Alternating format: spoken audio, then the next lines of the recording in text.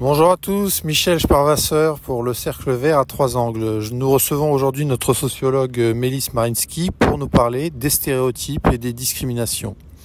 Je laisse la parole à Mélisse et je l'interviewerai par la suite. Merci, bonjour. Stéréotypes et préjugés. Briser les chaînes invisibles. Racisme, sexisme, homophobie. Bien des discriminations sociales trouvent leur origine dans les stéréotypes ou les préjugés. Ces croyances et attitudes, souvent inconscientes, façonnent nos interactions et maintiennent des inégalités profondément enracinées dans notre société. Les sciences humaines, longtemps focalisées sur le caractère faux et injustifié de ces représentations, explorent désormais leur jeunesse et leur fonction. Mais pourquoi, malgré la réprobation sociale, sommes-nous si souvent enclins à nous y fier ? La construction des stéréotypes et préjugés.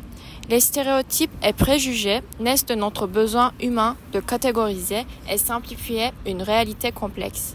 Ils nous aident à naviguer dans le monde, mais à quel coût ?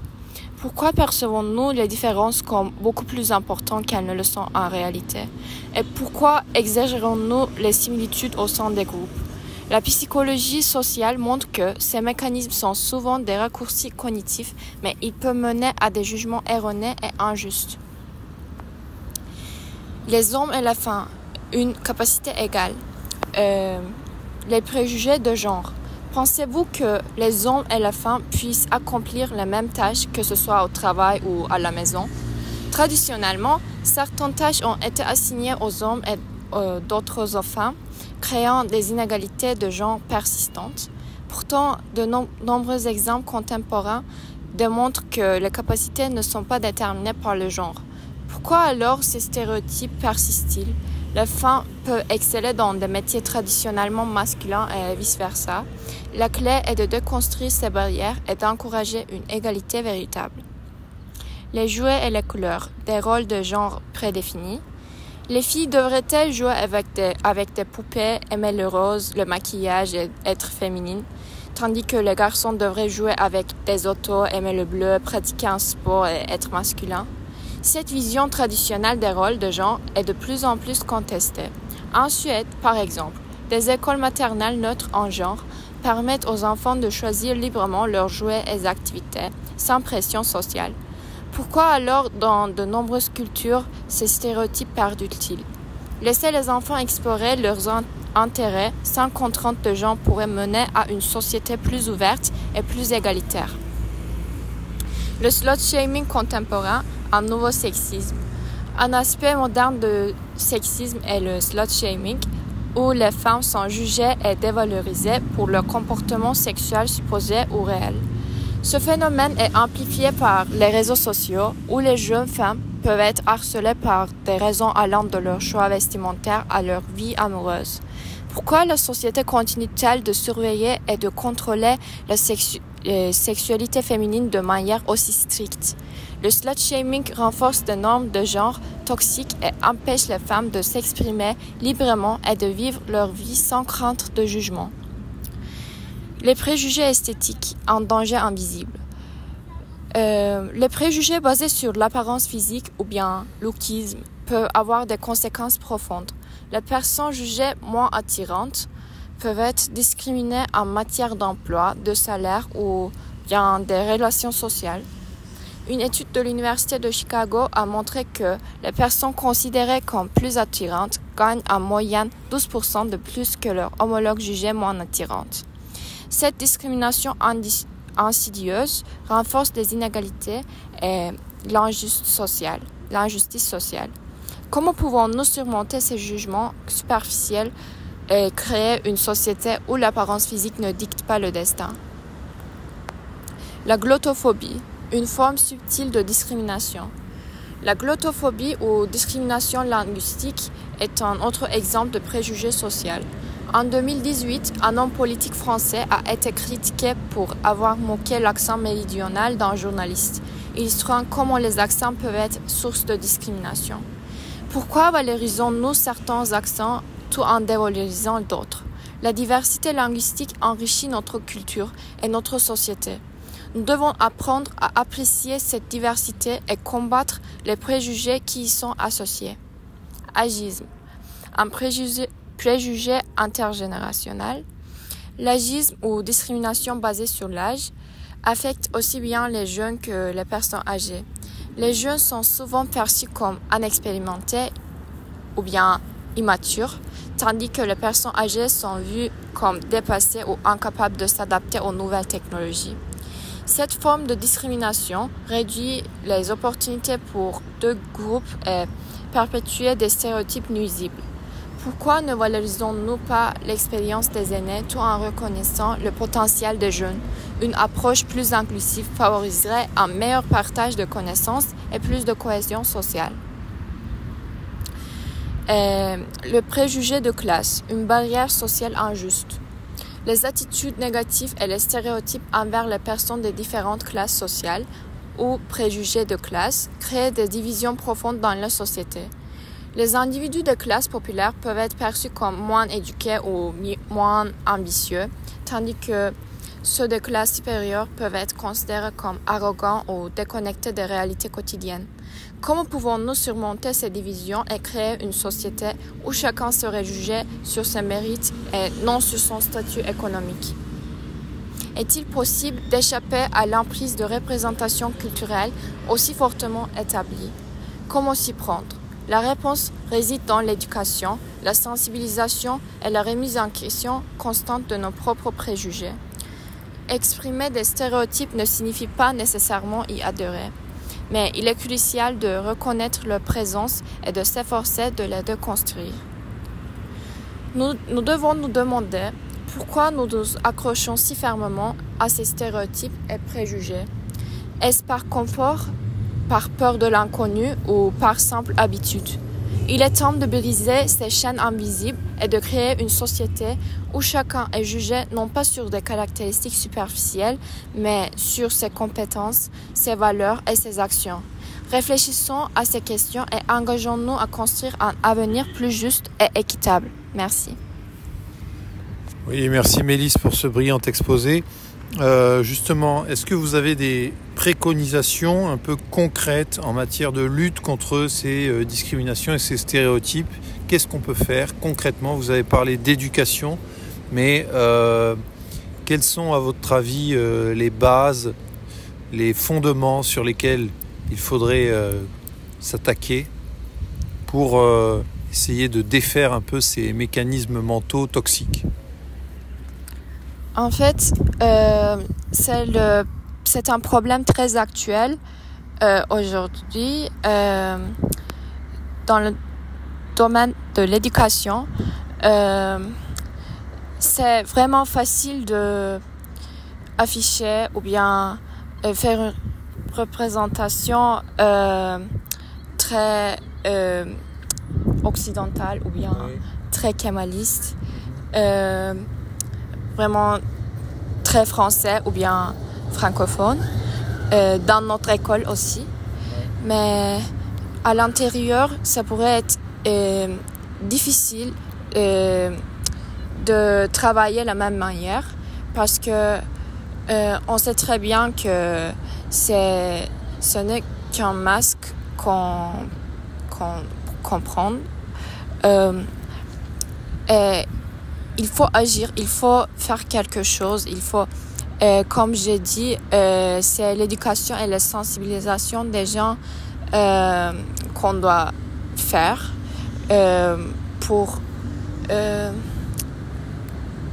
mieux avenir, pour les générations futures.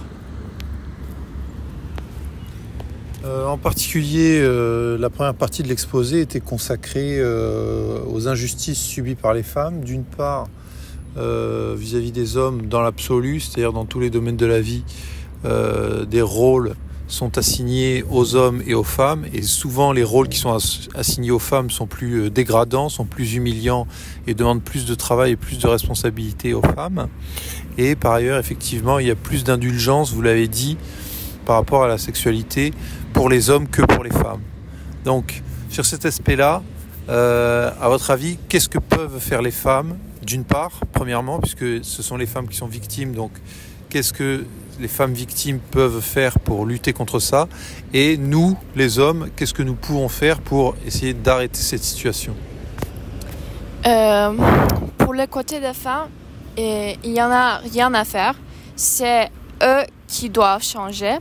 Ce sont les hommes qui doivent changer. C'est pas les femmes qui doivent faire quelque chose pour être plus attirant, ou bien c'est pas les femmes qui ne sont pas restées chez elles, qui ne sont pas capables de marcher toutes seules pendant la nuit. Ce ne sont pas elles qui doivent changer, c'est la perspective des gens qu'on doit changer, je crois.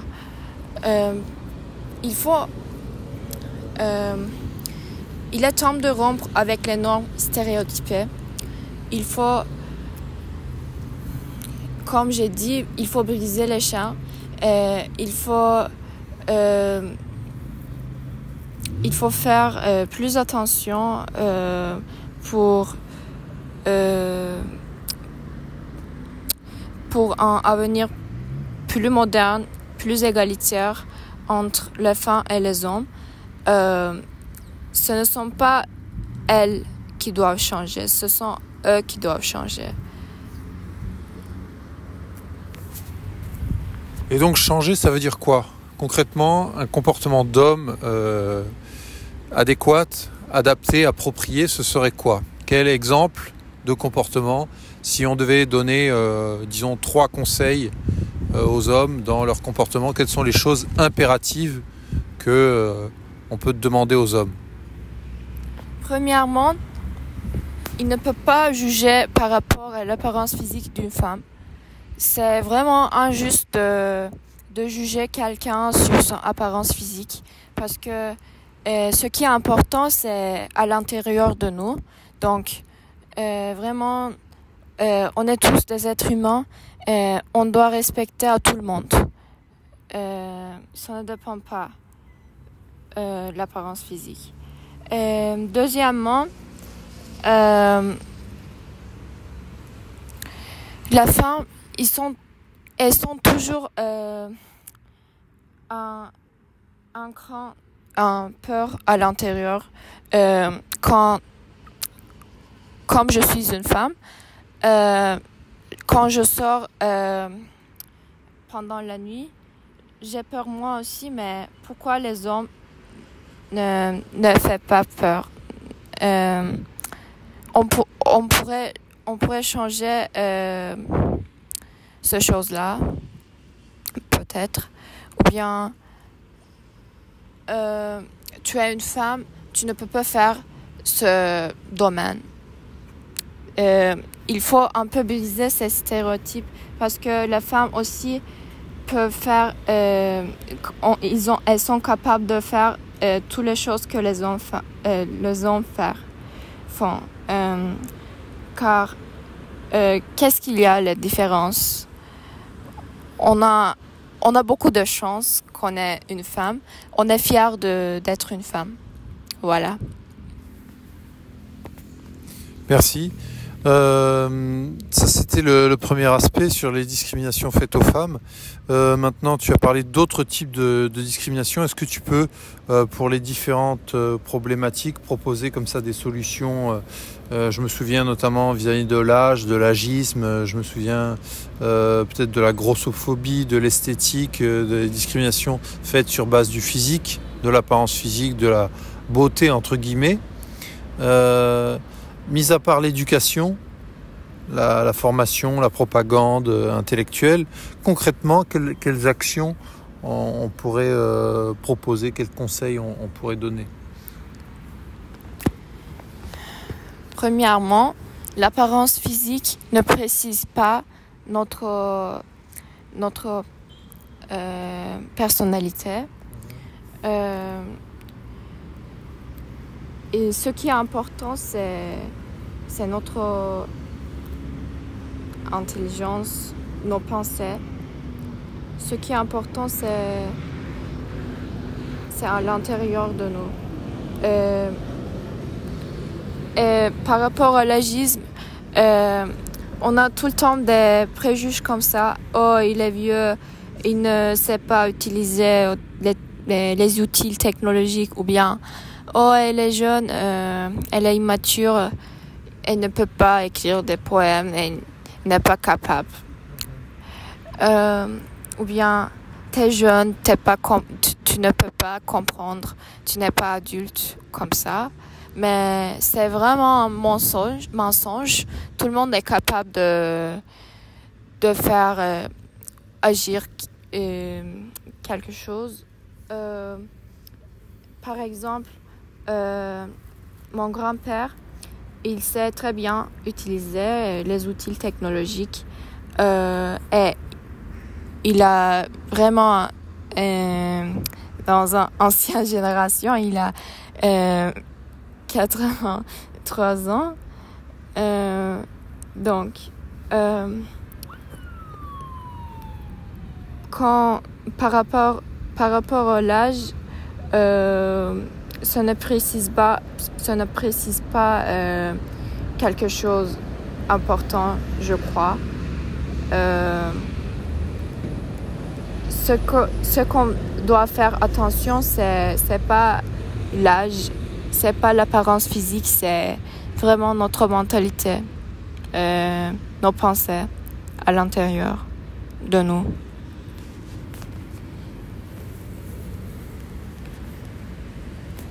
Très bien, nous en terminons. Merci pour cet exposé et pour ces propositions que tu nous fais, que vous nous faites plus exactement. Merci à tous de nous avoir écoutés et à la prochaine fois.